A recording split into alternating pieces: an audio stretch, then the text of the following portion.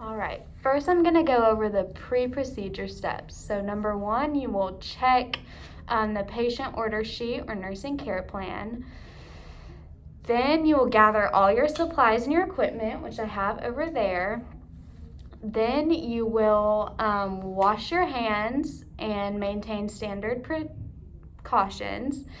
And then I will introduce myself and then make sure I get the patient's name and date of birth. And then I will make sure to provide them privacy, and I will either pull down the curtains and then close the door. And then I will explain the procedure to them just because it's important to educate them. And then I will make sure to raise the bed to appropriate height like it is here. And then for post-procedure steps, I will then return and put the bed to the lowest and locked position. I will make sure there's a call light in reach. I will also make sure that the two top side rails are up. And then I will assess the patient. I will make sure they don't have any additional needs. And I will also state my expected return time. And then I will, just hold on one second. I will dispose of PPE. I will then clean all the equipment that contacted the patient. And then I will wash my hands. And then lastly, I will document the time, patient, assessment, procedure, and the response to the procedure. Okay, now I will be doing a pain assessment. Hi, I'm Olivia. I'll be your nurse today. Hi, I'm Mia. Nice to meet you. Right, so I hear you're in some pain. What's going on? You know, I'm having the weirdest pain in my upper thigh. Okay, what were you doing when the pain first started? Really nothing. I just was kind of, I don't know. I can't even tell you. Okay, and has it gotten better or worse since this started? I would say it's gotten almost worse since when it first started. Okay, I'm sorry about that. And what kind of pain is it? Is it sharp, It's dull, twisting? I would say a dull kind pain. of deep Deep ache pain. almost. Okay. Alright, I got you. Throbbing at times. Okay. And then where exactly in your upper thigh is it located? Like Along the outside? sides, Okay. I would say. Okay, gotcha. And is it radiating anywhere else, or is it pretty localized? in the same Sometimes spot? I'll feel it further up my side Okay. almost, but that's very rare. Okay, gotcha.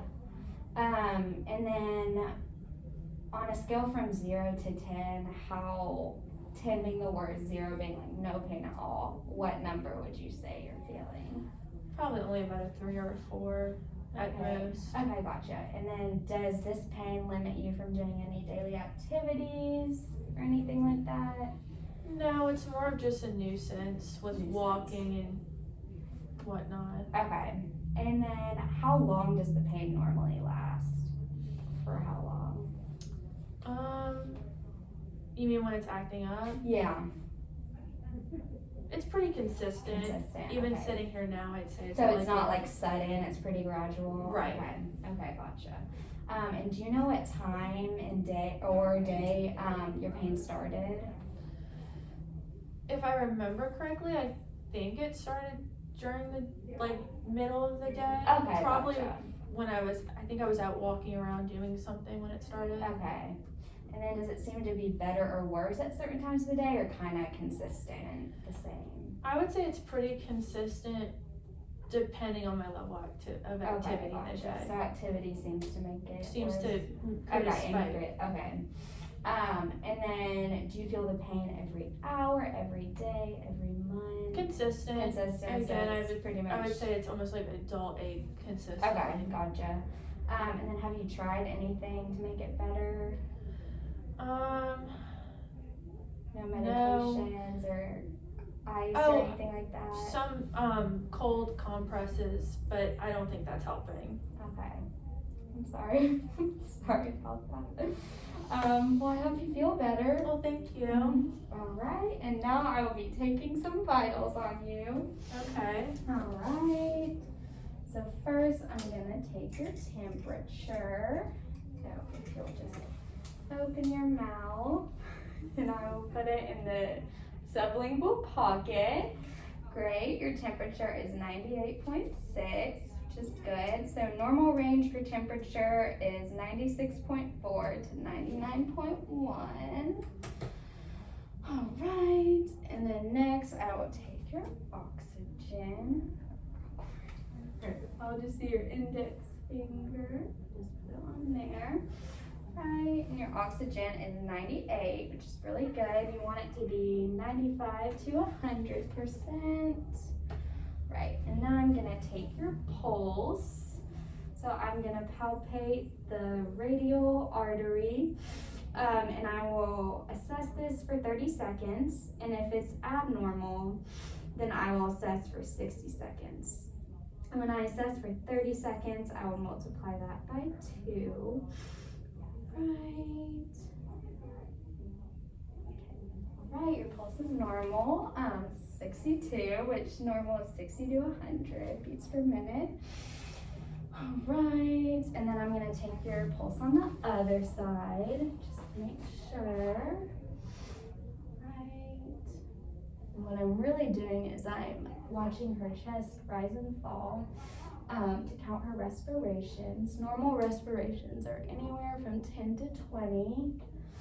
And I'm assessing this for 30 seconds. And if it's abnormal, I will assess it for 60 seconds. Right. Okay. Now I will take your blood pressure. Right. And for this, you just want to make sure that the patient's arm is right at heart level. So if you'll just set your arm right here. And so what I'm gonna do is put it 1 inch above, 1 inch above your, this, antecubital fossa. Right, what I'm gonna do is make sure, so this is her left arm, so make sure the left arm is, lined up with her brachial artery. And before this, I would palpate her brachial artery just to make sure that it's in the right spot, and then I can hear it. Right. And then you want to make sure that your legs aren't crossed because it can lead to a higher reading, and also you want to make sure that the blood pressure cuff is covering about 3/4 of the arm. So since I palpated the brachial artery, I will just place that there. And then I will just pump it up until I don't hear her brachial artery anymore. Right. All right, and your blood pressure is 118/20, which is normal. Normal range is, perfect normal is 120/80, but normal systolic would be 120, anything lower than 120 to, yeah. Normal range is 120/80. We're overachieving. That's very okay.